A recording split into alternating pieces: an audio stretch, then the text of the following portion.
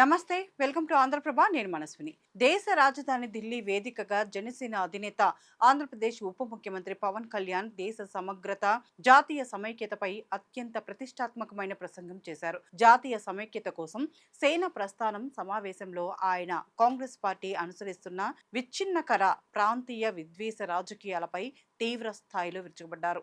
దేశాన్ని ముక్కలు చేసే ఏ శక్తితోనైనా జనసేన బలంగా పోరాడుతుందని స్పష్టం చేస్తూ సరికొత్త దేశభక్తి స్ఫూర్తిని ఆయన రగిలించారు. ప్రాంతీయ వాదాల పేరుతో ప్రజల మధ్య గోడలు కడుతున్న శక్తులకు, జాతీయ సమగ్రతకు ప్రాధాన్యతనిచ్చే పవన్ కళ్యాణ్ తన గొంతును బలంగా వినిపించారు. కాంగ్రెస్ పార్టీ భారత జోడో యాత్ర పేరుతో దేశవ్యాప్తంగా ప్రజలను కలుస్తున్నామని గొప్పలు చెప్పుకుంటోందని, కానీ అదే కాంగ్రెస్ నాయకులు తమను మాత్రం తెలంగాణలో అడుగు పెట్టనివ్వకుండా అడ్డుకుంటున్నారని పవన్ కళ్యాణ్ ఎద్దేవా చేశారు. ఇది ఆ పార్టీలోని హిపోక్రసీకి నిదర్శనమని ఆయన దుయ్యబట్టారు. తెలంగాణ ఉద్యమంలో దాదాపు 1200 మంది అమాయక విద్యార్థులు, యువత ప్రాణత్యాగం చేస్తే వారిని గుర్తించడానికి కూడా ఈ పాలకులు 12 సంవత్సరాల సమయం తీసుకున్నారా అని ఆయన నిలదీశారు. పాఠశాలలు, కాలేజీల్లో చదువుకునే పిల్లలను వేర్పాటువాద భావజాలంతో రెచ్చగొట్టి వారి బలిదానాలపై రాజకీయ భవనాలు నిర్మించుకున్నారని కాంగ్రెస్ నాయకులపై ఆయన మండిపడ్డారు. నేటి తరం జంజీని గందరగోళానికి గురిచేసేలా రాజకీయ ప్రయోజనాల కోసం ప్రాంతీయ విద్వేషాలను రగిలించడం దేశ భవిష్యత్తుకే ప్రమాదకరమని ఆయన హెచ్చరించారు. ప్రాంతాల మధ్య చిచ్చు పెట్టడం ద్వారా కాంగ్రెస్ పార్టీ తమ రాజకీయ పబ్బం గడుపుకుంటోందని పవన్ కళ్యాణ్ ఆరోపించారు. ఒక రాష్ట్రం అంటే దేశంలోని ఒక గది వంటిదని, దేశం మొత్తం మన ఇల్లు అన్న విశాల దృక్పథం ప్రతి భారతీయుడిలో కలగాలని ఆయన పిలుపునిచ్చారు. కేరళకు చెందిన వర్గీస్ కురియన్ గుజరాత్లో శ్వేత విప్లవం తీసుకువచ్చారని, కర్ణాటకకు చెందిన విశ్వేశ్వరయ్య హైదరాబాద్ను వరదల నుంచి కాపాడారని గుర్తు చేస్తూ ప్రతిభకు, దేశ సేవకు ప్రాంతీయ సరిహద్దులు ఉండవని ఆయన స్పష్టం చేశారు.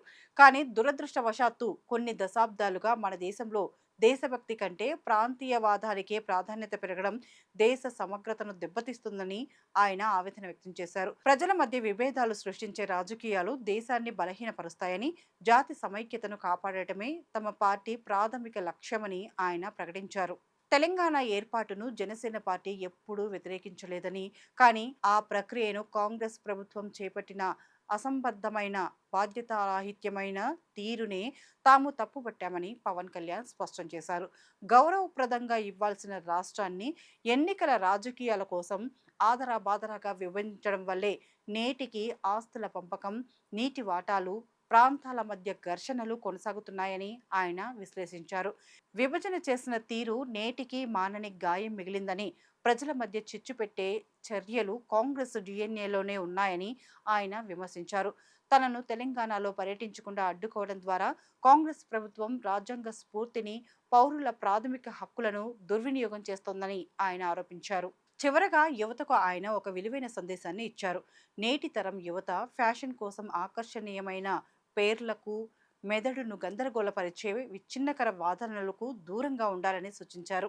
ఏ విషయాన్నైనా లోతుగా చదివి, పరిశోధించి ఒక స్థిరమైన, సానుకూలమైన అభిప్రాయాన్ని ఏర్పరచుకోవాలని కోరారు.